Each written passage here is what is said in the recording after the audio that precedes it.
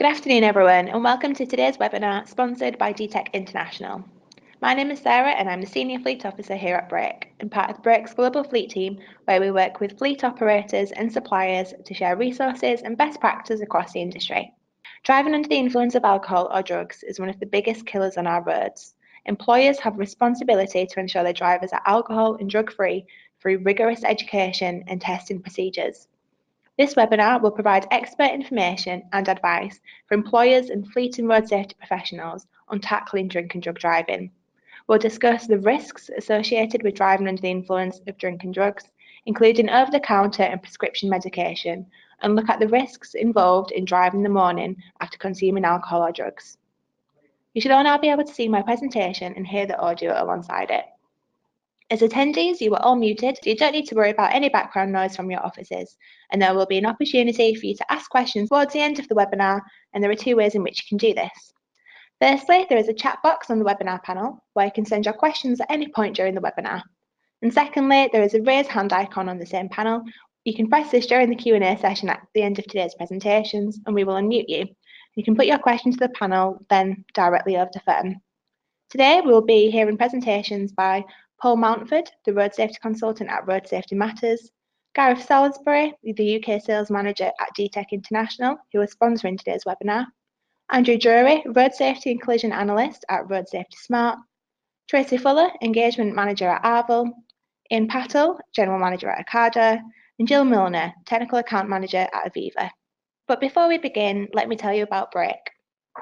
Set up and founded in 1995, Brake is a national road safety charity that exists to stop the needless deaths and serious injuries that happen on roads every day, make streets and communities safer for everyone, and care for families bereaved and injured in road crashes. Brake's vision is quite simple: a world that has zero road deaths and injuries, and a world where people can get around in ways that are safe, sustainable, fair, and healthy. We promote road safety awareness, safe and sustainable road use, and effective road safety policies through campaigns, community education, information and advice for organisations operating fleets of vehicles and road safety professionals, and of course by running the UK's flagship road safety event, Road Safety Week. We also provide essential support to people across the UK devastated by road death and serious injury to help them in their darkest hours. So in terms of support, we run a quality accredited free phone helpline in the UK for people bereaved and seriously injured in road crashes. You can see some information on the level of support we gave in 2017 on your screen now. In addition to the helpline, we also provide support literature and work very closely with police forces throughout the UK so that when someone does receive that knock on the door from a family liaison officer, they are providing them with best practice support literature. We campaign nationally and regionally to raise awareness among the public and to lobby government and push for change in road safety legislation. An example of this is our 2016 Roads to Justice campaign, which centred around getting justice for bereaved families. This UK campaign launched outside Parliament and gained a lot of media attention, and I'm sure most of you will have seen the changes to criminal driving sentencing announced in October 2017. And we are now, of course, lobbying the UK government to make sure those changes are introduced. We also do a lot of campaigning more generally on raising awareness of a range of topics, some of which you can see on the screen now. Awareness raising and education in communities is delivered through projects such as Road Safety Week, the UK's flagship road safety event, which you can find more information about by watching our latest webinar on our YouTube channel and visiting roadsafetyweek.org.uk. Each year, Brake helps hundreds of companies run road safety projects in their communities and inspire children to be safe on our roads. We have well-established events and resources to help you run activities locally to your business, and our community engagement team can help put you in touch with local schools and nurseries and give you advice on how to talk to different age groups. Or your company can work with Brake to establish your very own community project. We also share training tools and guidance on global fleet safety best practice for our Brake professional membership service. We provide our members with tools to manage occupational road risk regardless of budget, fleet size or vehicle type. We run an annual calendar of events including webinars such as today's and seminars and training throughout the year. And we also have annual flagship events such as our Fleet Safety Conference and Fleet Safety Awards. In addition to these events, we also produce a lot of resources for employers, including guidance reports on introducing policies and sharing best practice case studies. Alongside that, we provide employers with tools to use directly with their drivers. You can see on the screen now some of the posters, infographics and videos which you can use to engage your own drivers. I would now like to introduce Paul Mountford from Road Safety Matters. I work for Merseyside Police and I manage our drink and drug drive investigations, and it's become apparent from looking at the arrests that Merseyside Police make and sharing the information with other forces. They see a similar picture and trend that many professional drivers are amongst the people who we arrest. And these are just some examples of those drivers that we come across on a daily basis, many of whom are professional drivers. And the numbers of our arrests, particularly for drug driving, continues to rise at an alarming rate. To counter this, I try to engage with many companies in the private sector and many big organisations to address the issue of their staff committing offences of drink and drug driving, whether it be in their own time or whether it be in work time using company vehicles. What I find when I go into companies is that many of them either do not have policies in place, or they have policies in place but don't communicate the policies very well. They don't review their policies on a regular basis. They don't record how they implement those policies. And when staff are spoken to, many are ignorant of the policy itself. They're unaware of the content and really unaware of what that policy and how it relates to them and their roles, because everybody is very busy and they don't have time to sit and read or make themselves aware of the contents. Many of the drivers that are arrested, the vast majority are male drivers, aged between 17 and 30 years of age. And in Merseyside alone, they do present a significant problem. 50% of our alcohol and drug drive arrests are professional drivers. And you can see from the figures on this particular slide that the numbers are rising at quite an alarming rate. In fact, this year, we will probably, no doubt will exceed last year's figures. We've already exceeded them. We did that by the end of September, and we have a campaign on the horizon in December where we normally arrest far more people. So our arrests are quite high, but you can see nationally there is an increasing trend. 20,000 arrests in 2017, that will have risen this year. And we also see that whilst we only test for cannabis and cocaine, the analyses of the samples that we have done regularly show the presence of prescription drugs as well as the illegal ones. The two drugs that we do test for, cannabis and cocaine, do present quite clear symptoms, very different to one another. Managers and staff who have knowledge of the signs that they can look for can actually, so to speak, nip the problem in the bud. But what we do insist, or what I advise, is that any measures that are implemented in the workplace should be focused on the welfare of the staff.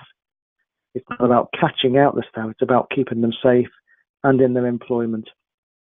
So it's a helpful measure as opposed to a threatening detective measure, if you like.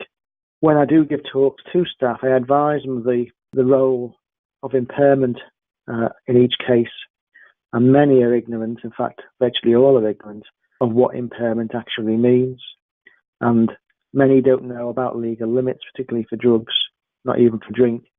And they kind of take the attitude that if I'm below the limit, then it's okay to drive. So they will drink in the evenings and arrive in work at 6 a.m. the following day because confident that they're okay because they only had 5 or 6 pints. And they've done it for many years, never had a problem. So there's this culture of confident I'm below the limit and I'm okay to drive, when clearly it often isn't the case, and impairment, the limits don't apply at all. This particular slide is a guide that I've produced in company with DTEC, who produce the drug testers that many police forces all over the country use. And this is aimed at those people outside of the police organisation. It offers them advice about drink and drugs. It raises their awareness about limits and also about police powers and the consequences of a conviction to them and their families. And one of the questions there is, are you a drug user? 99% of people will always say no, and they don't regard medicine as drugs, when clearly they do present a significant problem for law enforcement and for the safety of their staff. It's a booklet that we give out to people. It's free, and it's normally accompanied by a practical demonstration of a police impairment test, which involves volunteers standing up, going through the impairment test, and I use impairment glasses to demonstrate how someone would perform if they were impaired by alcohol and drugs. Very entertaining and very memorable. These talks have been given to John Moores universities for the last 5 or 6 years, and people who attended the talk 6 years ago can still recall a lot of the content simply because they were memorable, practical, and quite fun whilst being informative. That's the inside of the slide, and it gives people some ideas, particularly managers, of some of the symptoms and signs that people will display when they've been using drugs.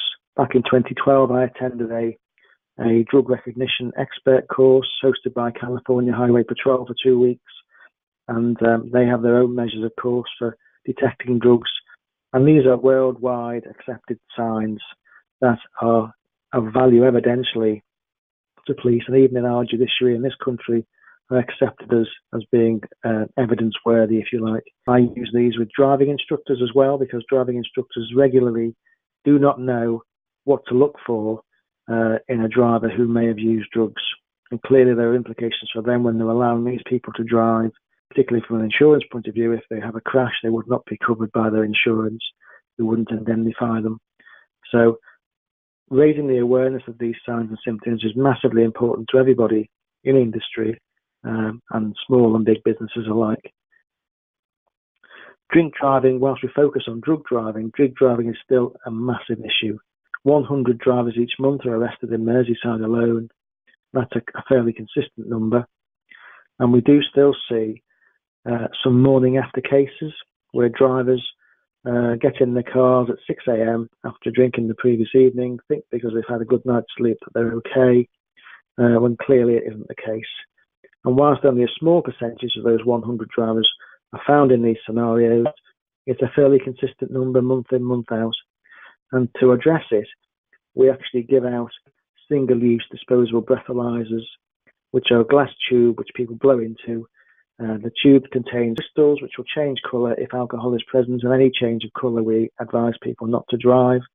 And these are supplied to numerous hotel chains throughout Liverpool and Merseyside, in businesses, particularly when there's an event such as a World Cup on, or on the run up to Christmas, and they can invite their guests as they leave the hotel in the mornings when they check out, just to make sure they're okay to drive, and give them advice about any level of alcohol should lead to them leaving the car. And we've seen practical cases of hotels who actually will allow the guests to leave the car in the car park free of charge, and go away and shop and come back some hours later without charging them for the extra parking. So it's quite a good partnership approach to the problem, and many of the police forces now are using these single-use breathalyzers simply as a tool, as a way of giving someone an indication whether or not they should drive or not. It doesn't give a definitive answer or a level. It's just a sign to them whether they're okay to drive or not. Any alcohol present should lead to them not driving the vehicle at all. And just to emphasise again, most drivers are ignorant of the law. I don't believe that drivers in the main go out intending to commit an offence. They're just totally unaware of the way that alcohol is processed by the human body, how it's absorbed and eliminated, and the time it can take, the effects of fizzy and flat drinks, food consumption, etc. They don't know simply enough about it, and many have fallen foul of the law almost by mistake and error on their part, and obviously suffering all the consequences that go with that. And that applies to professional drivers who by definition really should know a little bit better. So what can employers do? We advise that they educate the staff about these effects of alcohol and drugs and the risks involved. And they're also really interested in how the police detect and test drivers, and those legal procedures are implemented by law enforcement and the consequences. And I always say that if you educate staff, they're far more likely to comply with any policy. And this is a case study that we've done in Merseyside with Royal Mail over the last few years, where we go in, this is early in the morning, as you can see from the picture, it's still dark, and we go in fairly early, 6:30 to 7 o'clock, and we spend just 30 to 40 minutes with staff, giving them the facts about alcohol and drugs, as well as other road safety issues such as mobile phone and speed and seat belts, etc., the fatal five, so to speak, and fatigue is another issue that we raise. And we provide not only the staff, but we also provide manager training. We invite them to mock trials where they can play out the role of the manager in a serious crash incident, if you like, and the consequences to them as managers within the organisation, not just the driver. We talk about impairment testing. There you can see someone, a willing volunteer, who's participating in a test which involves them walking the line with some beer glasses on, and we demonstrate how the glasses can affect people. People, when they put the glasses on, often forget to count the number of steps.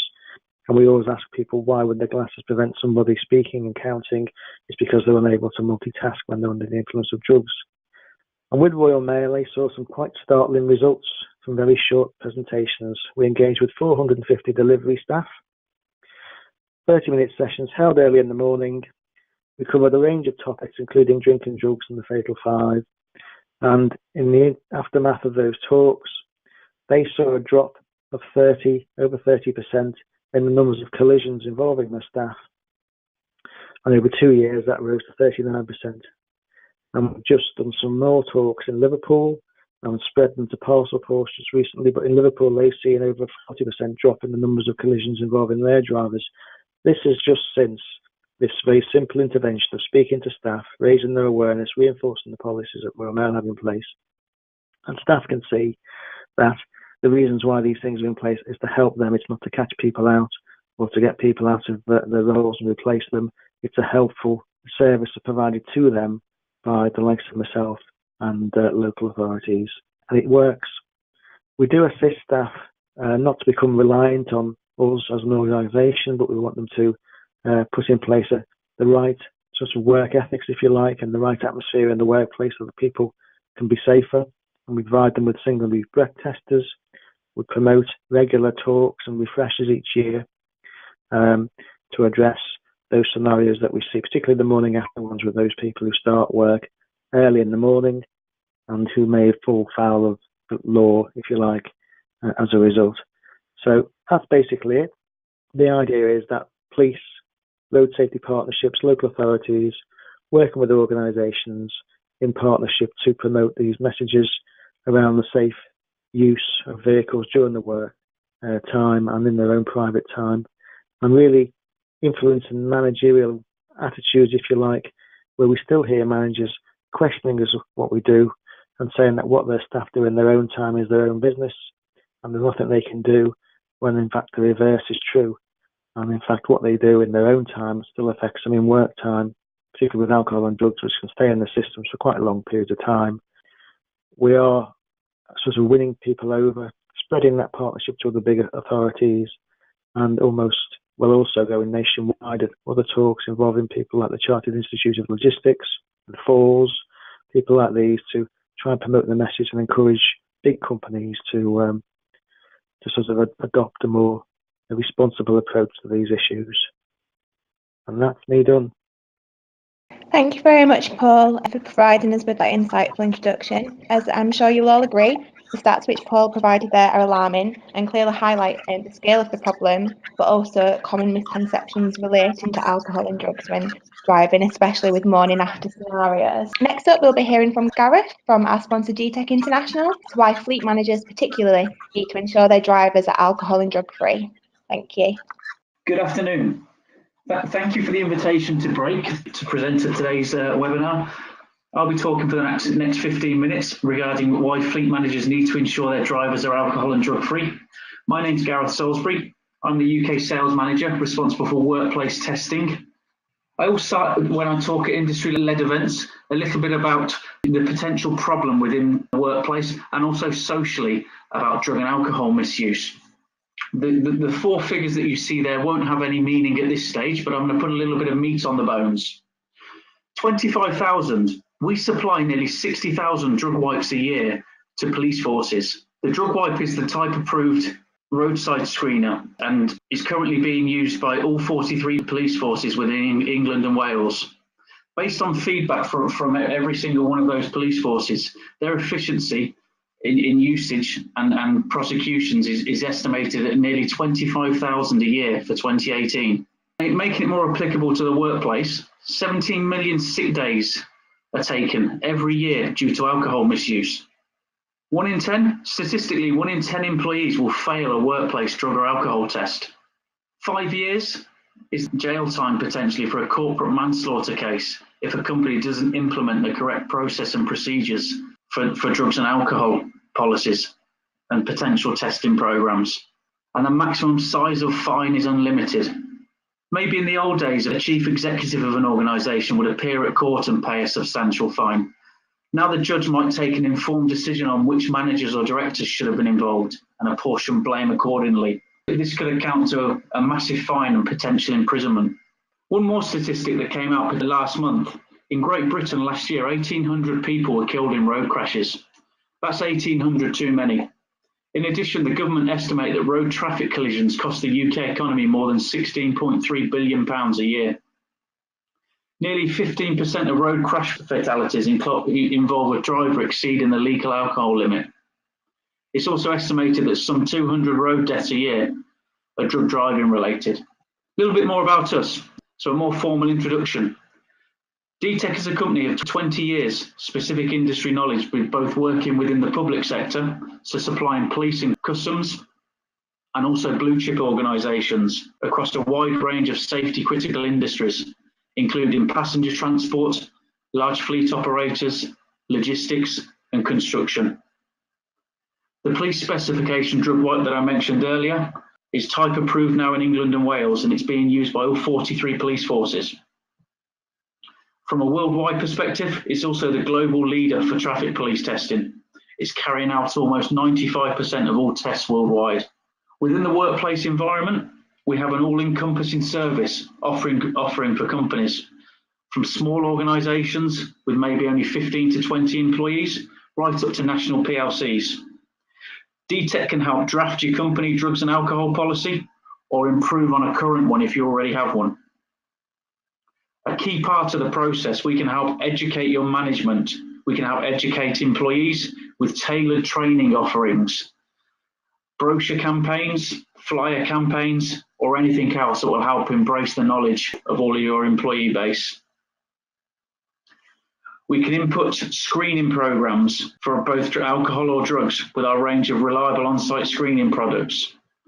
Hopefully, you won't see too many positive results, but we also offer confirmation testing mediums for our on-site drug screeners, so you can ensure your company is working to legally defensible testing guidelines. All in all, a very simple solution. From our feedback, or when we talk to businesses at all of our industry events, lots and lots of them have an existing drugs and alcohol policy, but in our experience, a large percentage of those may not be doing anything proactive with that policy. When we say the word proactive, what do we mean by that? In terms of trying to educate staff and management why they shouldn't be taking drugs or consuming excess alcohol before work.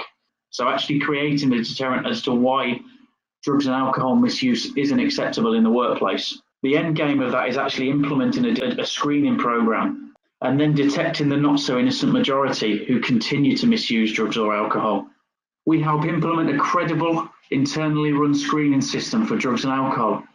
And the way we do it, it's actually, rather than using external lab collectors who will charge large fees to provide call-outs to attend site to carry out testing, we offer a non-intrusive alternative. So we screen on site with your management trained and our non-intrusive screening solutions. We offer a confirmation testing medium with legally defensive urine samples if that's required.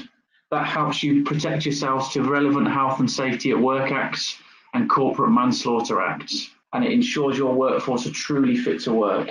The Drug Wipe Dual device is our core screening device for the workplace. We term it as the big sister to the Drug Wipe 3S, which is the police device that we supply to all 43 police forces. It actually screens for more drugs than the Drug Wipe at the roadside. So we screen in the workplace for cannabis, cocaine, amphetamines, methamphetamines and opiates. You'll find it's very simple to use. We call it the dual device because it has the ability to test for both sweat and saliva. The first thing we do, it has one sampler that will collect a small sweat sample off the forehead. Once we've collected our sweat sample, we'd reassemble the drug wipe. So we'd pop the first sampler back into the white body. Then we'd move on to collect our saliva sample with a second sampler. Once that sample is collected, we'd swap the sweat sample out, pop the saliva sample back in, hold vertically, leave for 10 seconds, and then lie flat and wait 5 minutes whilst the drug wipe develops a result. All in all, it's a very simple kit, ideally suited to a single site or a multi-site operation. Very, very effective with a dual detection window, which I'll talk about in a second or two. It's non-intrusive to employees that haven't been taking drugs, which we feel is key. Most businesses won't have a huge issue with drug misuse, so we think it's important that they aren't asked to give an offensive sample collection. Another benefit is that the drug wipe doesn't need an expensive electronic reader. In terms of a detection window for drugs, illegal drugs are seen in the body both as a raw drug and a drug metabolite. So the raw drug is seen in saliva and blood, but only for a very, very short term. The drug metabolite can be seen in blood, sweat, and urine for a longer period of time. So how far back can be seen is very dependent on how the drugs were taken, the amount used, the concentration, and the personal metabolism. Saliva is very, very easy to sample and shows very recent use in the past few hours. However, within several hours, saliva won't contain the drug, the exception being possibly cannabis that can be seen for a bit longer. The sweat sample will pick up drug metabolites from the skin, and that's very, very effective in seeing drugs consumed for a bit longer, a longer window of time. Even after washing, drugs will build up again in the sweat and may be seen for a number of days afterwards. Just moving on quickly to alcohol testing, or how we screen for alcohol in the workplace. It's very, very straightforward. We tend to utilise UK Home Office approved alcometers, which are also police specification. Employees are simply asked for a passive 5-second screen, so they talk towards the device, say their name. If it was the presence of alcohol indicated, they'd be asked to escort the manager to a private office for a formal blow through the tube. If that was positive, we'd be waiting 20 minutes for a confirmation sample with a witness present. If that indicated a level above the company level, they would be asked, or they'd be going through a formal disciplinary process. So how do we gain employee buy-in? Based on the amount of positive results that we see, both socially and within the workplace, we feel that screening should be high priority, particularly within the organisations that we tend to focus on, so the likes of driving, construction, bus industry. A clear, robust policy should be drafted prior to any screening taking place. DTEC assists with developing policies. We try to assist and ensure a company has a drug and alcohol policy before any screening takes place. Workplaces generally engage in a consultation window with employees, and it allows them the opportunity to come forward with any genuine issues or concerns related to drugs or alcohol. That sort of time window, or the consultation window, is normally dependent on the number of employees that the company is employing. But from our experience, it normally ranges from about 1 to 3 months.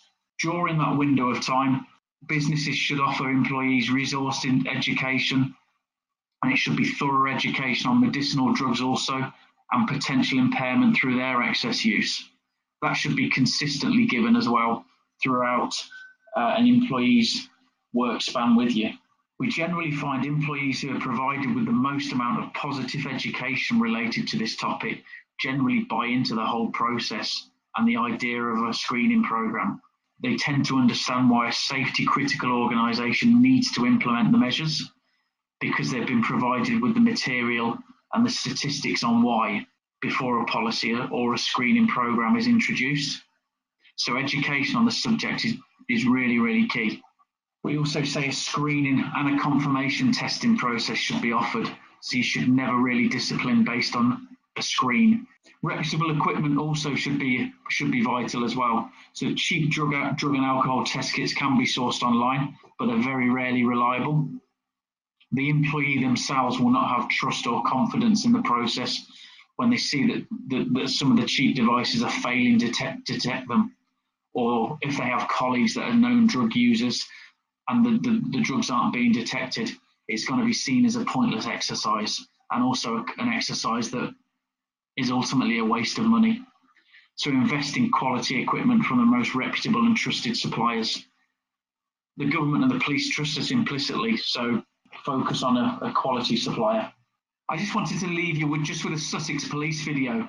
It lasts about 2 minutes and it just identifies a drink driver and potentially how their driving is affected through drink misuse, and leave you with a question, hopefully not many, but how many are driving for your company? And my final question would be to you, when would be a good time to discuss this subject with you further? And thank you very much for listening. My contact details are at the bottom. Please contact me if you need more information.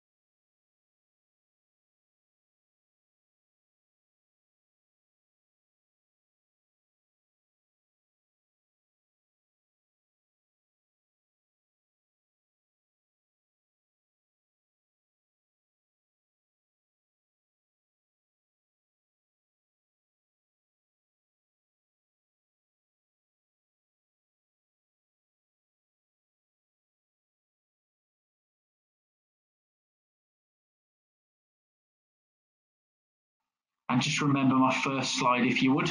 1 in 10 employees will fail a workplace drug or alcohol test based on the feedback we get from our partners. Thank you. Thank you very much, Gareth. I think that video at the end really did show the true impacts of drink and drug driving there. So thank you. That was a real stark reminder at the end there.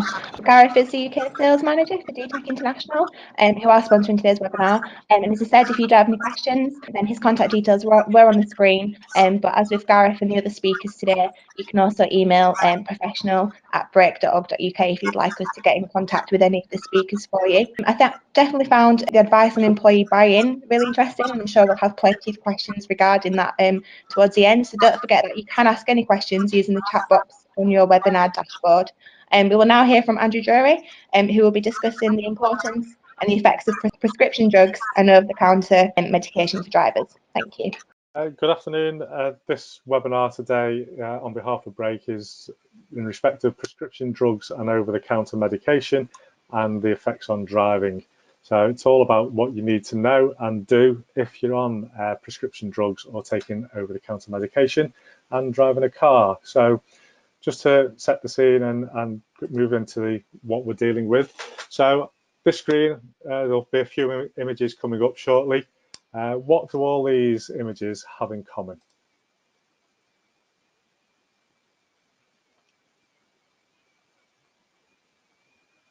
As you can see, there's quite a number of them coming up on the screen. I think the easiest way to summarise the issues here that for all these drivers is that each one of these drivers over the years have been stopped or been taking over-the-counter medication, prescription drugs from their doctors, and been driving, and in some instances probably driving whilst not fit or legal to do so due to the regulations regarding prescription drugs. So how big a problem are prescription drugs and over-the-counter medication for people in the country driving their cars?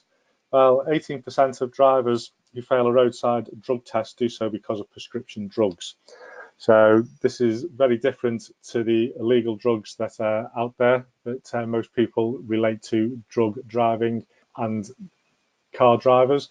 But I think it's an issue that as the older we get, unfortunately, the problem is only going to get worse, because the older we get, the more medication we'll need to take. The more medical conditions we have, different medication is required. And most people, once they get past the ages 65, 70 years of age, have more than one medical condition that requires medication. So each medication that you take needs to be looked at very, very carefully before you get behind the wheel of a car. So from an employment perspective, who is responsible for the drivers when they're out on the road? Well, it's every employer's responsibility, one for themselves, to look after themselves and make sure they are fit to drive. It's also responsibility of their employer. Process needs to be driven from the top down, from the managing director, from the CEO, to have the same process and the same message going right down through the management team through to the employees on the shop floor or out and about on the road. What do you need to know?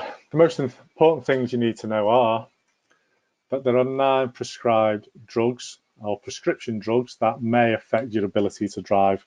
These are listed in the road traffic legislation, and each drug has different side effects and different legal limits for driving whilst on the road, and how the impairment of those drugs affects your driving ability. And you also need to be aware of the impact of short-term and over-the-counter medication. Certain strong painkillers can be obtained at a chemist directly, or cough medicine, medicine to help you sleep, that is, if you ask for at the chemist, then the pharmacist serving you should really be asking you whether you're going to be driving while you're taking that medication and give you advice.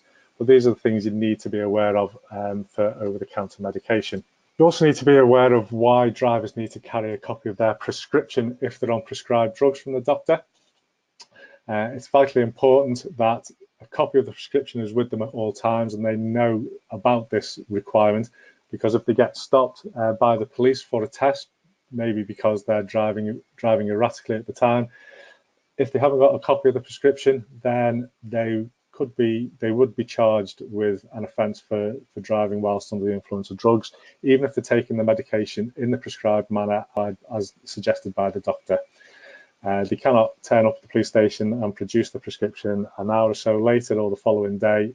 They need to have it at the time of being stopped by the police. And also for companies who use telematics as within their vehicles, this has a big part to play in identifying whether your drivers are on medication or how their prescription drugs may be affecting them. Telematics would show whether a vehicle is drifting across the road and whether a driver takes corrective action to bring it back into the lane. So you need to review the telematics data to understand, or to potentially highlight, if a driver may have an issue that you need to approach them about. Yourselves and your drivers need to know what the legal limits are for the drugs and medication that they take.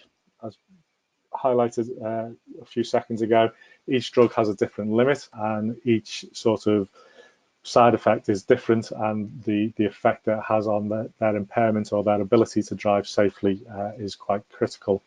And what the legislation and the penalties are, not just for the individual driver, but also for companies, could result in corporate manslaughter charges potentially, and for the individual, for each medication or each medical condition that they have, if they fail to report it to DVLA, they could be subject to a fine of £1,000 per medical condition. But the drugs and the medication that they're taking at the time will lead to offences for driving whilst impaired to drive under the influence of drugs. And I think one of the main things to consider is the problem does not discriminate. It doesn't matter whether you're male or female. It can affect any driver on the road at any time while they're taking medication. So understanding the problem is one thing.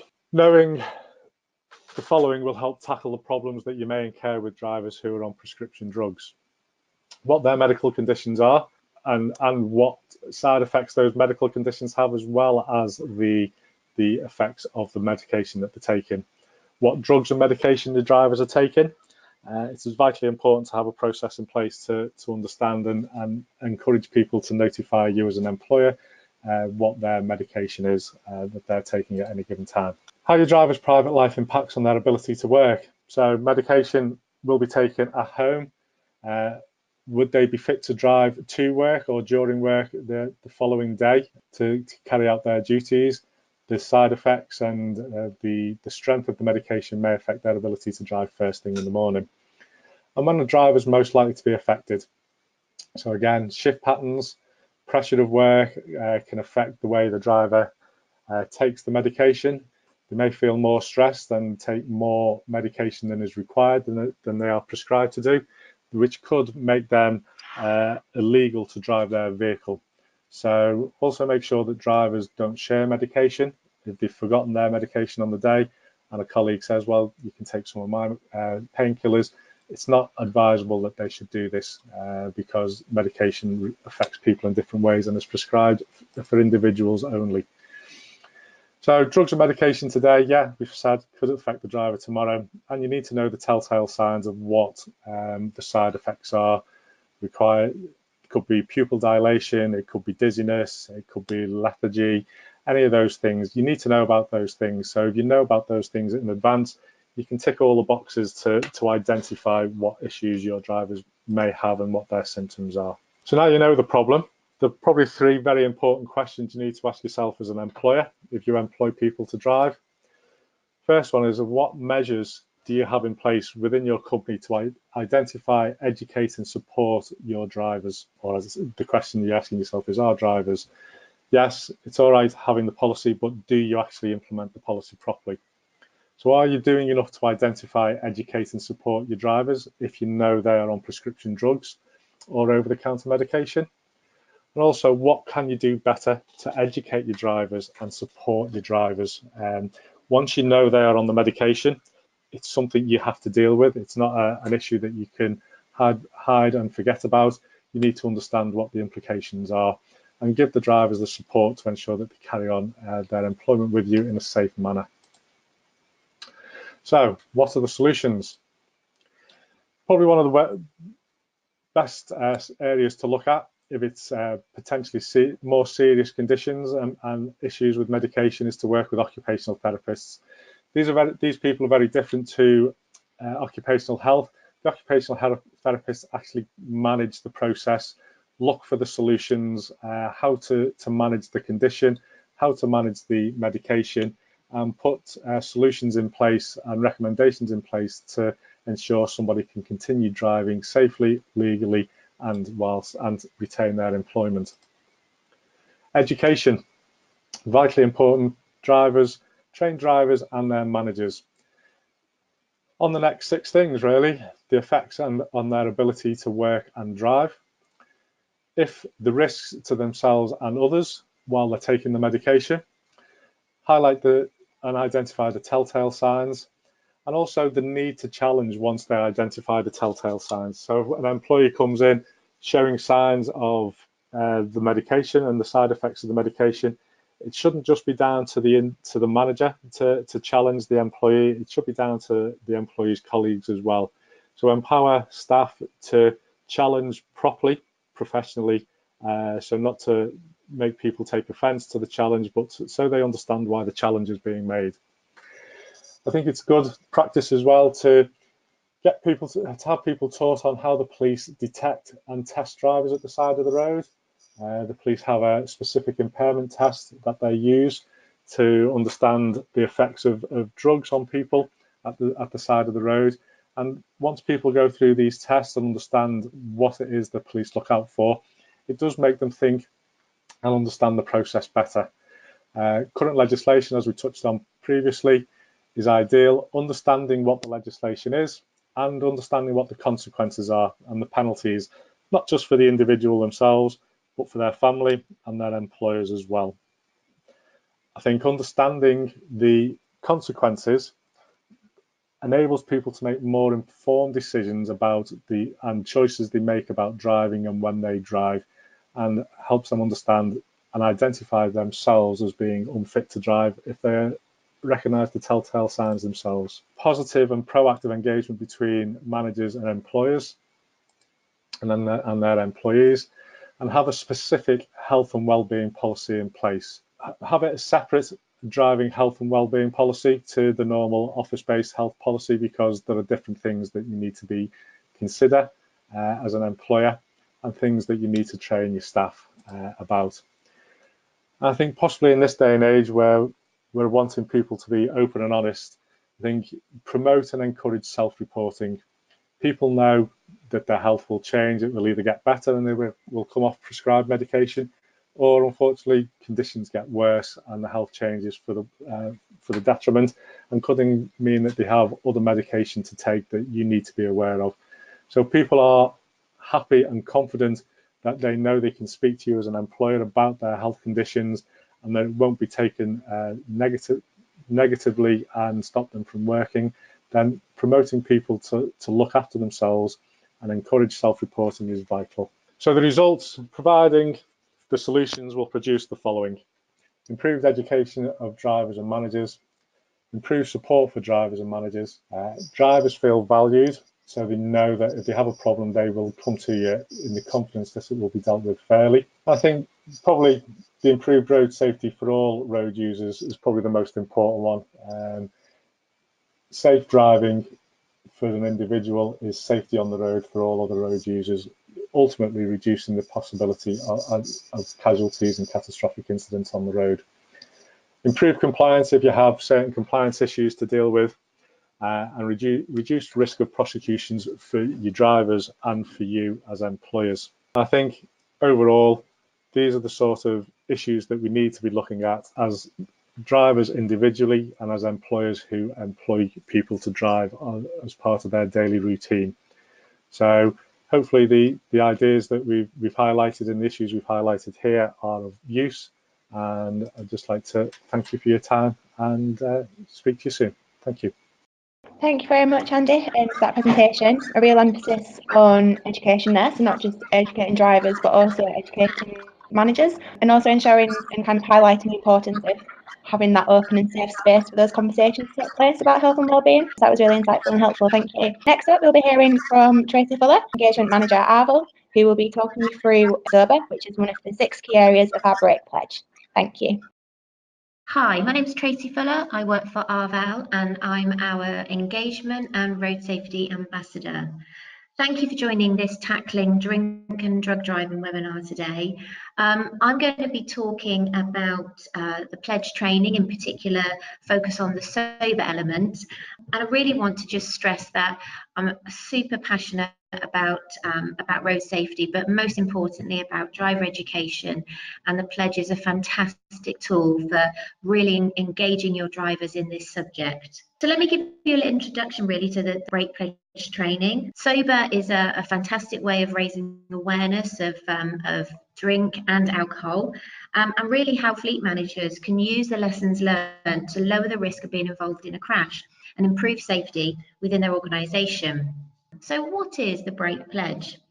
Well, the Pledge is a flexible driver training resource designed to help fleet organisations engage their drivers with key safety messages.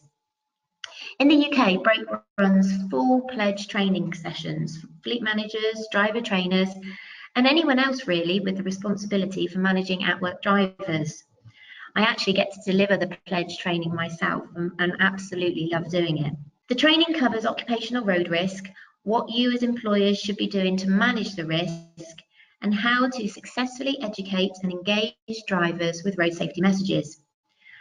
All attendees receive access to the Break toolkit of pledge resources, which includes advice for managers on delivering and implementing different areas of the pledge, and also educational tools such as videos and posters that can be used with their drivers. It's a fantastic interactive workshop where not only you get to find out about the pledge, but you also get to call upon all the knowledge of the people in the room and share a lot of great practice between yourselves. The pledge is based on 6 key areas of road safety, addressing specific issues that face at-work drivers who are exposed to that high-risk category on the roads.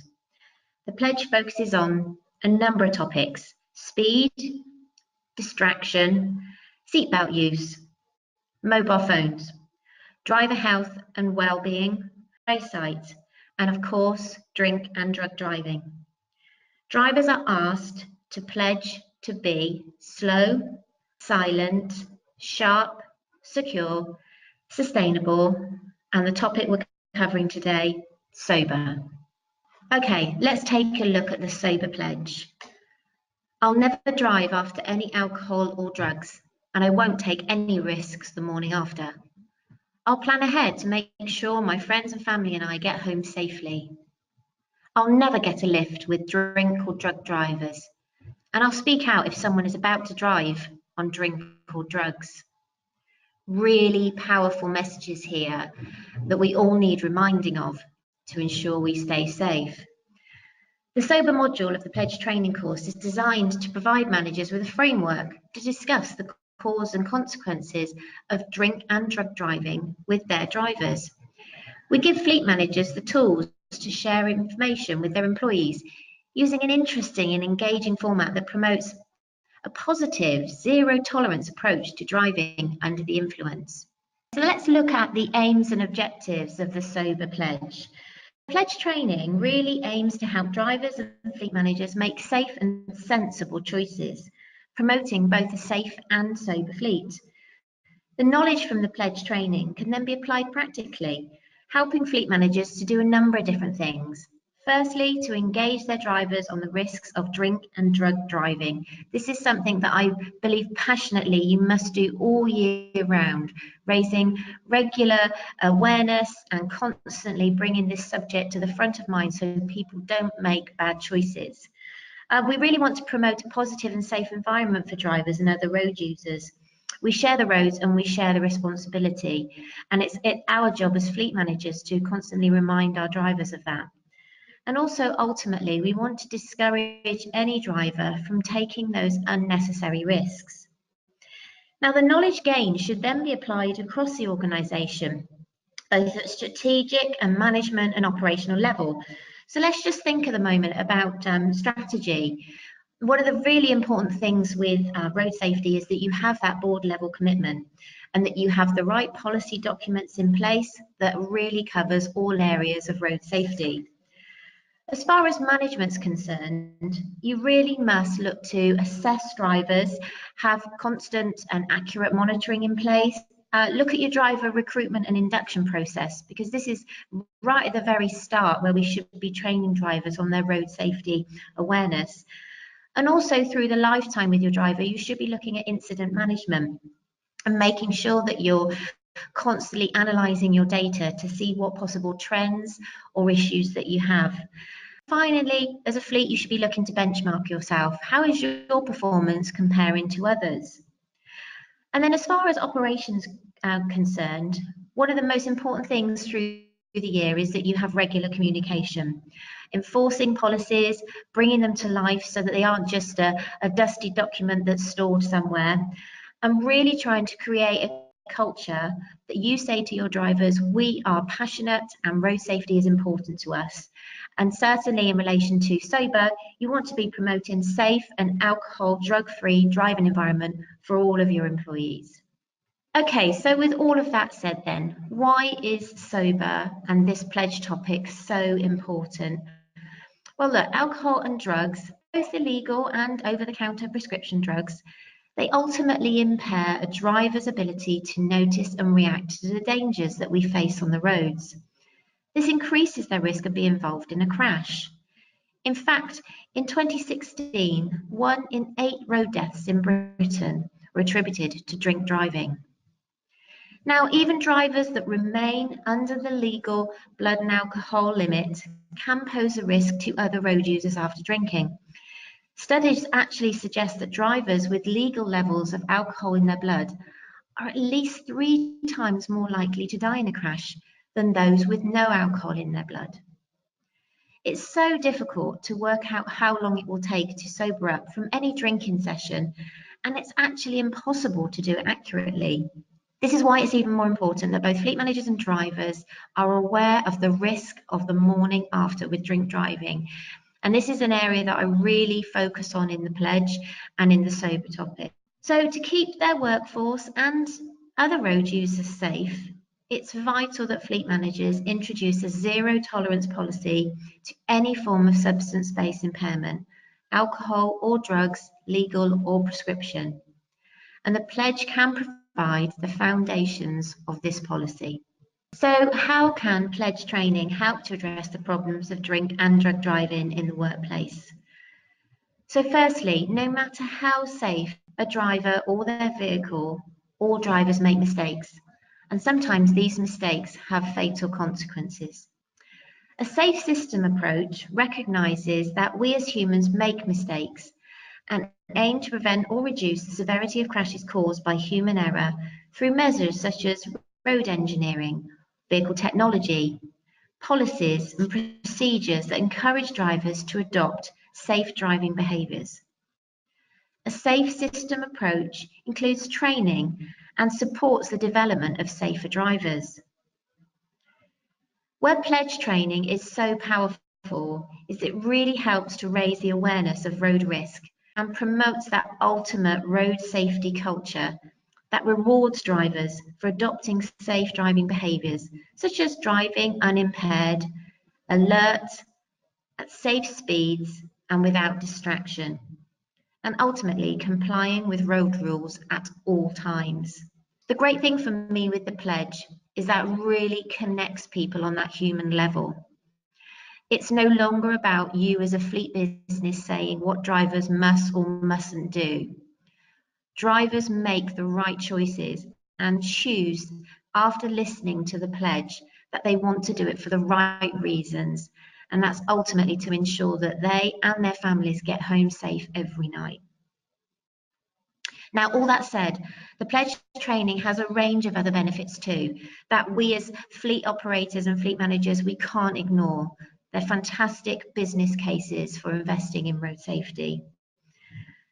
The most important one, and one that's passionate to Break and to myself, is that ultimately the pledge helps organisations fill their corporate social responsibilities. You have a moral obligation to ensure that your drivers are driving safe out there in communities surrounded by children and schools and the general public. For you to operate a safe fleet means that you truly are doing everything you can to protect everyone on the roads. Now, a very, very big reason for investing in road safety is that it provides opportunities for you to save money and invest that money in education. The business case for investing in road safety is very strong. Look at what you spend today on repairing vehicles or paying insurance claims. Look at the trends and the types of collisions that your drivers are having, and then look to reduce that and reinvest the money that you save back into education. You have an obligation to make sure that your drivers are aware of their responsibilities and that they are complying with the law and not leaving any organisation liable. And lastly, you have a legal obligation for the management of occupational road risk. It's an important part of any organisation's health and safety strategy, whether it's driving for work or to and from work in a company vehicle or a grey fleet vehicle. One of the great things about the pledge is it's adaptable to any fleet business, no matter what size of fleet, how many drivers, the types of vehicles that you drive or the journeys that you do. The pledge really is for everybody. And what I try to do with the people that come to the pledge session is to help you understand how you can connect both as fleet managers and really help your drivers to engage with the pledge. And it means we have to do a certain number of steps. And the very first one is they need to know the pledge, and that's the education piece.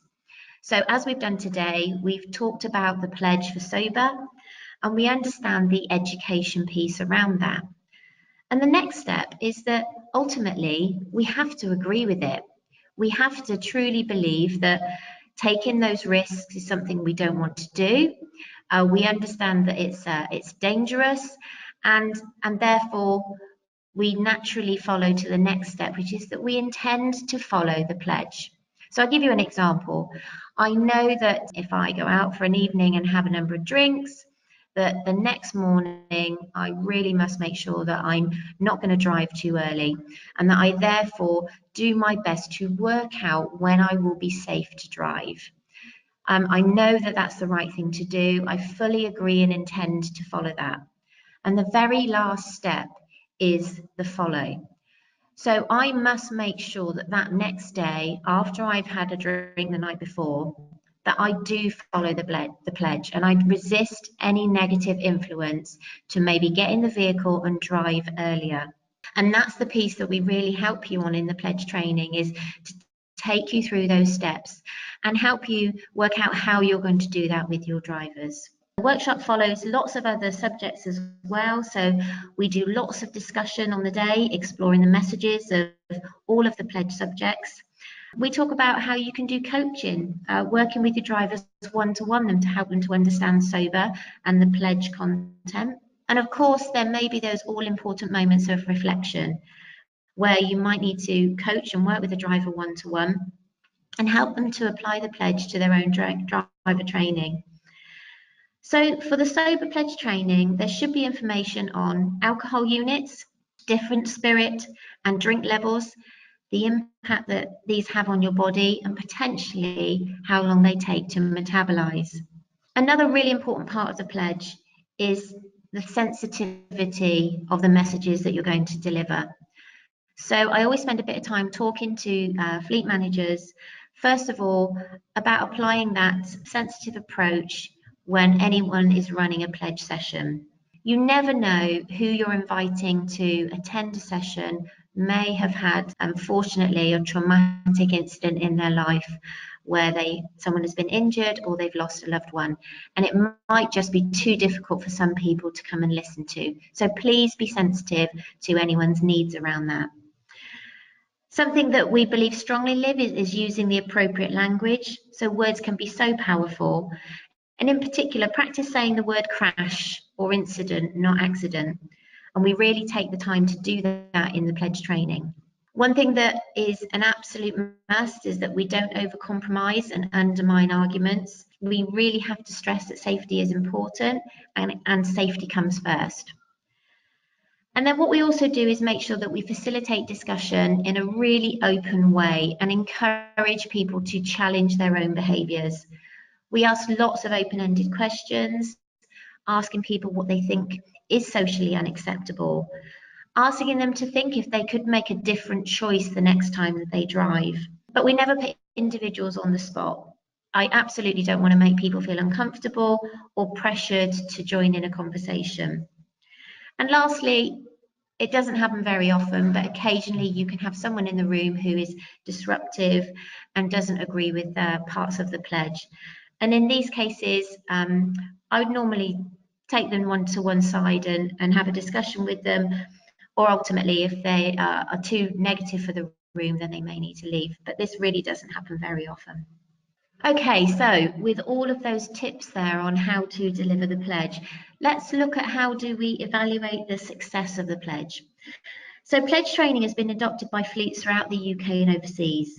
Companies that have adopted it include small to medium enterprises, big multinational fleets, local councils, charities, and then a wide range of fleet operators who run big fleets of cars, vans, trucks, grey fleets.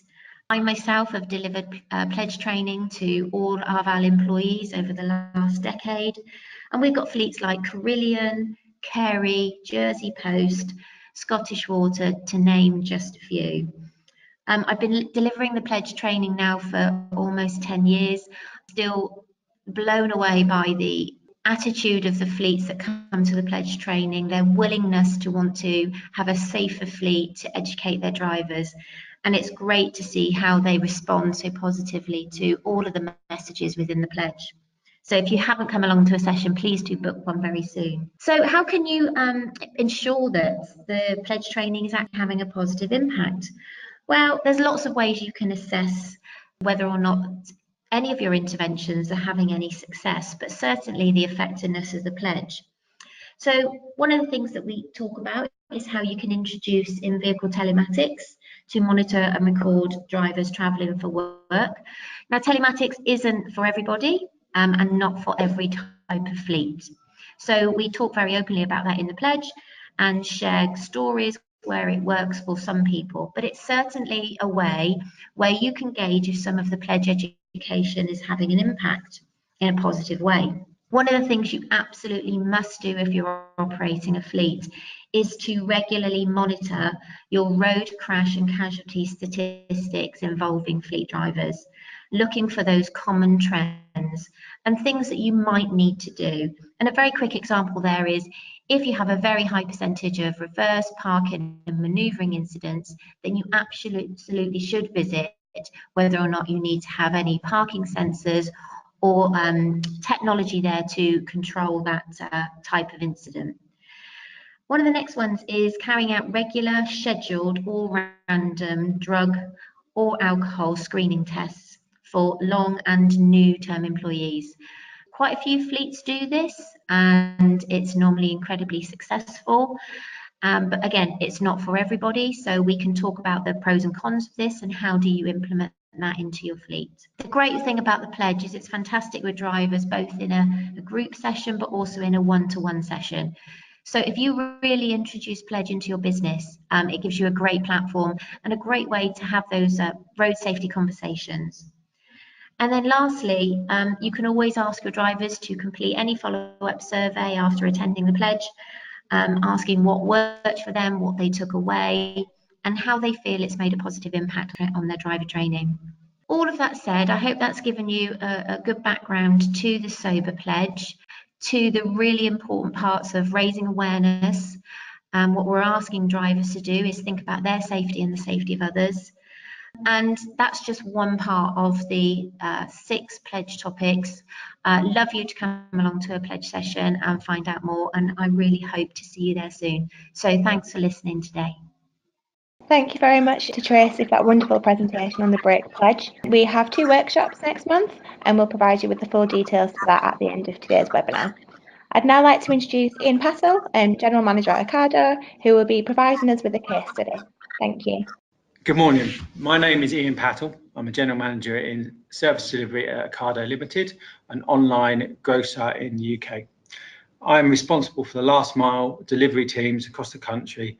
Currently, we employ 5,800 CSTMs, customer service team members, who are delivery drivers, and about 250 LGV team members. We at Ocado are very proud of our safety record and have a very good reputation in the industry, having won a number of break awards in the past, including for the Safe Vehicle Award, Company Driver Safety Awards. We do not believe at the time when we decided to introduce random drug testing that we had an issue with our team members being under the influence of substances while working.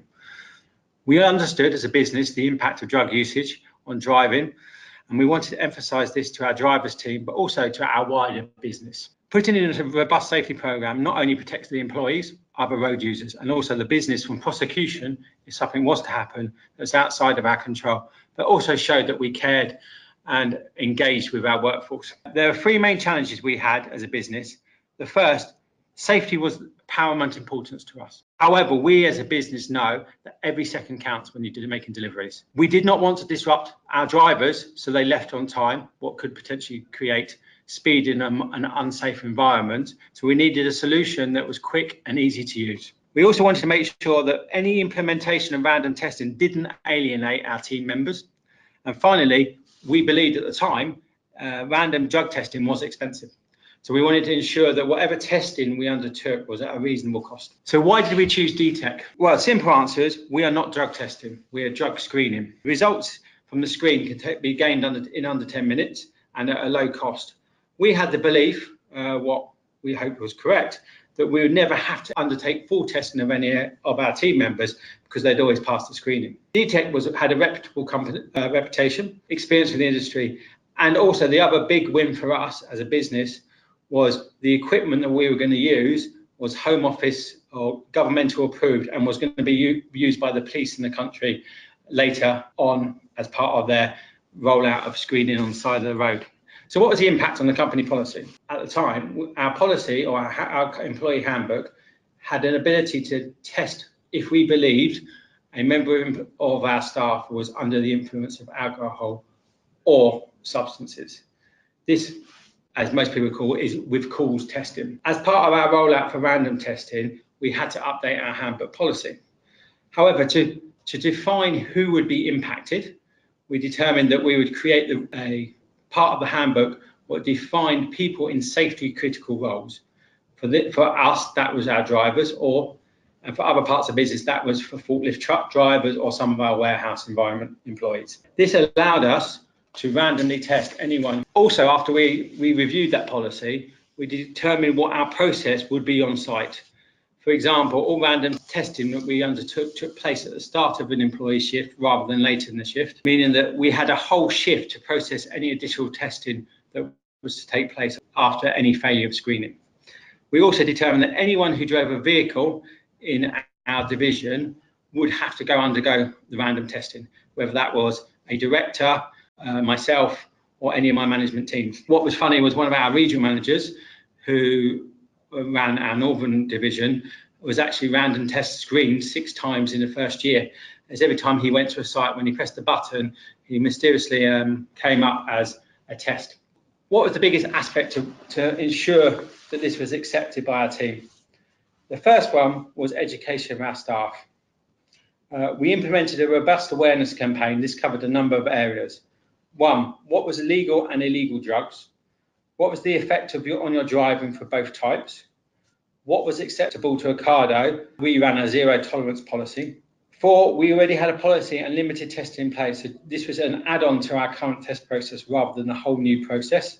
And what could our drivers do to protect themselves from illegal or legal drugs? What communication methods did we use?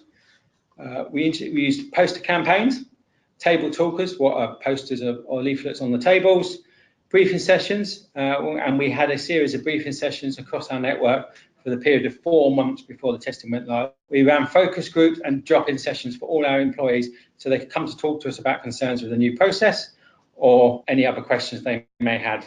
Our focus all the way through this was the focus on the risk to their health for taking certain drugs, their risk to them and their colleagues' jobs. So if something was to happen and we lost our O license for our LGV fleet, that would have large impacts on them. And also the general public. What would happen if under the influence of some drugs, they hit a pedestrian or another road user? This went down well, and we got a lot of buy-in for our employees. We also spoke to our union and our council members all the way through this process to ensure that they're on board, and we got them to help with the education. Separate to our general communication, we undertook training for all our managers, our union and council members. This training was the same for all 3 groups and took place together. We didn't hide the process or the consequences of failure of testing from anyone. We explained that this was a screen, not a test, and if the screening come back positive, i.e. under the influence of a drug, they would then undertake a full test that was run separately. The biggest challenge we thought we had was that people understanding that drugs that doctors issued, for example, cocodamine or any other morphine-based painkillers, would also be detected by our drug screens, and we would treat them as being under the influence of a substance. So as part of this was, how do we get our drivers to tell our doctors not to prescribe certain medication? So we introduced driver cards where if you're at the doctor's, you could hand a card over or explain to the doctor that you couldn't take certain medication. We also looked at ongoing campaigns about when it was acceptable to drink and not drink, about stopping drinking the night before because your shift starts quite early in the morning, and making sure that none of our employees failed any kind of substance testing. So how did we get on? Then, while we weren't having issues, this was undocumented due to a lack of testing. We had an inconsistent approach across our management teams, across all of our 20 sites. And although our policy allowed for testing with calls, we didn't really have the equipment to test for drugs. Now, we have formal training in place. This allows us to test for alcohol and screen for drugs both randomly and with calls. In the last year, we undertook 17,844 random button presses. So even though we only have 5,000 people, they had to press that button approximately 3 times each, resulting in 1,199 tests, and our failure rate was 0.67%. And of those failures, 4 were for substance, 2 prescription, and 2 for illegal usage. All of them were picked up before employees went out en route. We still educate repeatedly, and twice a year we're focused on education of the employees, just to remind them, and that is normally in June and in November, before the barbecue and Christmas seasons. The screening method suited our fast-paced organisation, and it was a reasonable, cost-effective way of undertaking random testing. Thank you very much to Ian Pattle there from Ocado Limited for sharing their experience of implementing measures to tackle drink and drug driving, and for highlighting not only the successes but also the challenges that you faced. So that was really very much appreciated. I'd now like to welcome Jill Milner, Technical Account Manager at Aviva. Thank you. At Aviva, we review and work with clients on implementing an effective strategy for managing work-related road safety and ensure this is embedded throughout the company to support and achieve continual improvement for all who drive on business, be it commercial, company cars and grey fleet. The more successful fleets operate a multiple solutions approach with fully engaged management at senior and local level, along with employees, which is regularly reviewed and enhanced to remain appropriate to the hazards associated with driving and operational risks. One key area of this is the management of drugs and alcohol, which can impact across the workplace and insurance policies, as drugs and alcohol can impact the ability to work effectively, operate machinery, and drive safely. Proactive management is key to embedding a drug and alcohol policy and procedure within a business, as initially there can be many hurdles to overcome from employees, representatives, trade unions, and however prevention will override, and a robust system in place will ensure that drugs and alcohol policies and procedures are in place, accepted, and assist in preventing such problems that go wrong with drug and alcohol and the impact on driving.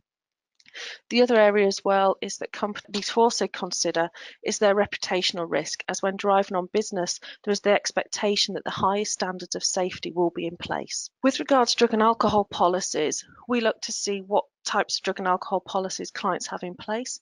We have clients ranging with fully embedded drug and alcohol policies, testing procedures, and we also have other companies who may just have an alcohol policy, and a small percentage are just starting to consider drug and alcohol within their business.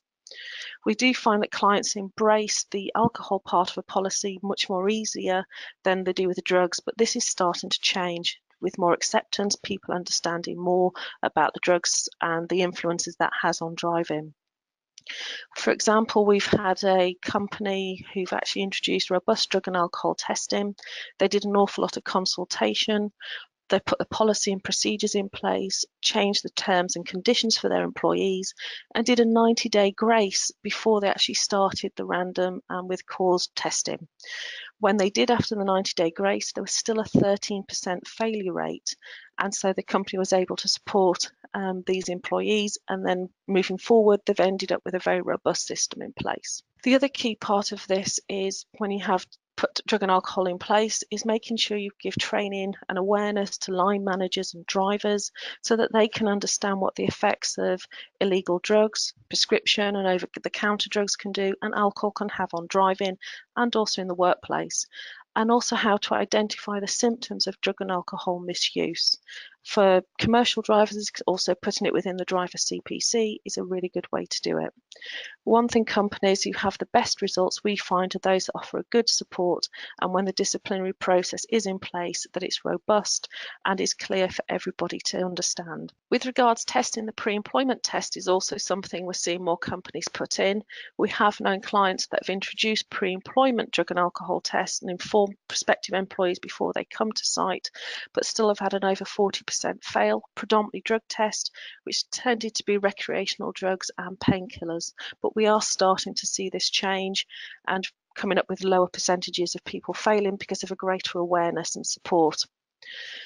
The one thing we have found is there's success rates that happens from companies that have had drug and alcohol policies in place for many years. It becomes very much custom and practice within the business. We've had one logistics company who've had it in place many years. They started off just on the logistics drivers, and now they've expanded that across the whole business from management, office, warehouse. So it's completely embedded. And now on an ongoing basis, they have a less than a 2% failure of drug and alcohols. And in turn, we're also seeing a reduction in the frequency of road traffic collisions from this company as well. Operational risk within a business is pivotal to ensuring good service delivery, and service delivery is key priority for many of our company's logistics and retail clients, especially during peak periods. There'll be additional drivers taken on, and they need to understand what the procedure is within the business for drug and alcohol to ensure safe business at all times. In addition, you also have the workplace transport within a business on closed sites. That could be manufacturing sites, airports, anything that's airside. So there's the manoeuvring of goods, large equipment, and anything that goes wrong there can have a big impact on operations. When we look at the safety critical roles, is what the drivers are. And if you think about trying to prevent these incidents occurring, the vehicles will always be maintained, the load will be secure, the journey will be planned and the routes sorted, and the driver will be trained to undertake their job. However, if the drug and alcohol is not tested, the split-second decisions that somebody could be making could be impaired if they are taking drug and alcohol, and that is something that you don't want to happen. We've had an excellent example with one of our retail logistics clients where the driver had a road traffic collision involving a cyclist. Fortunately, no injuries were incurred, and the driver was breathalyzed at the roadside. His test was clear. The company also has implemented a drug and alcohol policy. The other area for businesses to consider in operational risk is the support decision-making roles, as these people in sales, operations, and in manufacturing will have key decisions that they have to make throughout their job. So ensuring that these people are also included in drug and alcohol testing is absolutely pivotal for the safe running of the operations of a business. In addition to operational risk, having robust management systems in place and drug and alcohol policies and testing will also give reassurance to other road users that companies take seriously the safety of other road users throughout their journeys. We spoke earlier about how important a risk culture is to a business, and it is intrinsic to work-related road safety. From this slide here, you can actually see the importance here that a culture of an organisation will influence the attitude of those employed, which will in turn shape the behaviour and form the culture. If you think about this from a driving perspective, the culture of the organisation and the business operations may be, for example, a delivery company. The key focus is on the customers, safe deliveries, meeting service level agreements. But by having proactive management systems in place, which includes drug and alcohol testing, will give support and guidance and will help to influence the attitude at the workplace, so people will actually come to work fit for purpose, which will then shape the behaviour and in turn will form the culture of the organisation. This is really key, and in some companies that we work with, what they've introduced is the random testing as people come into work. And when they do those testing, it could be anybody from management all the way through the business. And that has helped to ensure the culture is embedded within this organisation and is very proactive to ensuring safe working, safe critical jobs are key to the business, and that good behaviours are in place, and has continued to ensure that the road traffic collisions continue to decline. Helping our clients at Aviva is key to us to ensure that we get a reduction in road traffic collisions in the motor sector and in workplace incidents in employers' liability. And prevention is key to this. How can we work with our clients to ensure prevention so that these crashes do not take place? With regards to drug and alcohol, what we've done here is go on board with a specialist partner, DTEC, who we can bring in to our clients to understand about drug and alcohol policies, procedures, and also look at purchasing breathalyzers and drug wipes. To further enhance this offering, we're going to upskill the risk consultants and actually provide them with breathalyzers and drug wipes. So when they go out to see our customers, they'll be able to show how simple these are to use and to give them the confidence to start to look at implementing drug and alcohol testing and policies and procedures within their business. Another area we're always looking at is technology and advancements. And one of the areas we're looking at is alco locks on vehicles, as this is a potential means to help to prevent anybody getting behind the wheel of a vehicle while under the influence of alcohol. A key part of what we do is provide advice and support to customers and working with our partners and with Brake to ensure that we can give people the most up-to-date advice and guidance to ensure safety at all times. Thank you very much to Jill there from Aviva for sharing the experiences of other organisations and providing that really useful advice. Now I have time for a short Q&A. So Gareth, I'd like to come to you first. So you highlighted the importance of driver training in your presentation, but what key topics do you think this training should focus on? To begin with, we start from obviously the outset is establishing a robust policy. So that's where we always start. So we'll always begin from the very beginning with assisting companies to develop a very robust policy, and then it will be developing education with regards to the prevalent drugs of abuse in conjunction with alcohol units and developing tailored awareness training courses relating to that. So we can take training wherever companies sort of want us to. So it would be along those sort of guidelines. Brilliant. And then how can they determine the effectiveness of their drug screening equipment? I alluded to it within the presentation. I mean, we obviously have the accreditation with regards to sort of type approval related to the usage at the roadside. We would always say seek out some kind of accreditation related to that kind of level. There are obviously web-based shops where you can source cheap options, but be careful when you're seeking screening devices, and whatever screener you are using. Obviously, there's a two-tier approach to testing within the workplace with an on-site screener, and whatever result that does give, we would wholeheartedly say back up that with a confirmation testing medium as well. Brilliant. Thank you very much, Gareth. So Andrew, I'd like to come to you next if you don't mind. Are prescription drugs a common problem in the fleet industry? The main ones, I think some of the other guys highlighted them in the presentation. It's the ones that your codeines and your prescription drugs like that. I think for a lot of people they're common drugs. Your temazepam and your really strong painkillers are probably the main problem ones. And they're the type of prescription drugs that people are happy to share with friends and relatives. If someone is suffering with some real severe pain, somebody will always hand over a painkiller to another person without realising what the effects could be and the consequences could be. So I think that's probably the biggest issue with prescription drugs, that people share it without really understanding the consequences. Definitely. And in your presentation, you obviously stress the importance of creating that safe environment for those conversations to take place. How can fleet managers encourage senior management and directors to take a leadership role in that as well? I think it's a case that these things are taken on board better by the employees if the management lead by example. So if you're going to create a new policy or venture into a new area that you've never dealt with before, I think the management have to be part of that process and show that they will fall under the same regime that they're going to ask everybody else within the company to fall under. So, and if the management undertake the testing first or undergo the implementations first, then and are happy for results to be put out, or maybe anonymously, only anonymously, then you get better buy-in from the employees further down the line, which helps the management of the shop floor then.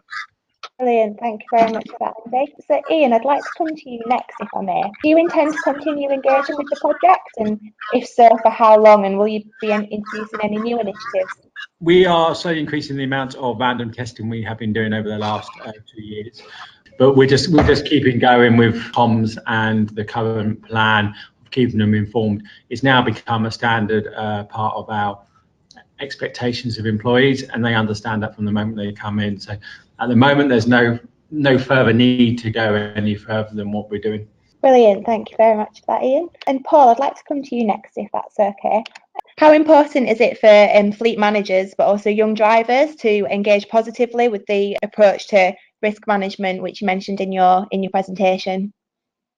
Well, obviously, it's massively important just for the personal safety and obviously for the welfare of the company. But I think as well, from a policing point of view, put my policing hat on, the police can't deal with this on their own. And with many areas of policing, we need the support. We need to work in partnership with big, small organisations, big companies, small ones, single employers, and that's what we're trying to do. Certainly, I think all over the country, but particularly in Merseyside, is to try and build this partnership up. So we can get the message out there. And working with driving instructors is just one typical example with young drivers and highlighting issues around drinking drugs, which quite often, ordinarily, they would not be taught about during the course of lessons, which is obviously totally wrong, and that needs to be an intrinsic part of the driving education, along with all the other Fatal 5 issues.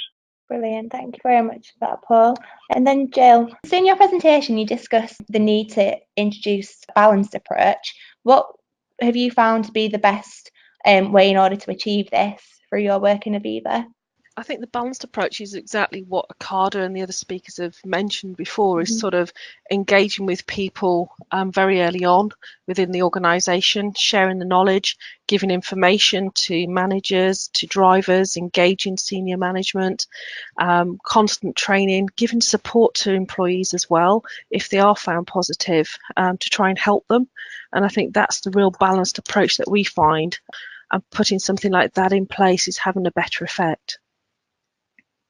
Brilliant, thank you very much for that, Jill. So next, thank you very much to all our speakers, and of course to DTEC International for sponsoring today's webinar. And thank you very much to all of you who've joined. We hope you found today really insightful, and that you've taken away lots of advice and things to take forward in your organisation. So on the screen now, you can see some of our upcoming BRIC professional events for the rest of this year. So as Tracy mentioned, we do have some upcoming pledge training, which Tracy will be delivering for us. So we've got pledge in Swindon on Thursday the 6th of December, and we've also got a Manchester session on the 11th. BRIC pledge training workshops are free for BRIC professional members, and if you're a non-member, they are £90 plus VAT, and you can book a place, as I mentioned, on bricpro.org.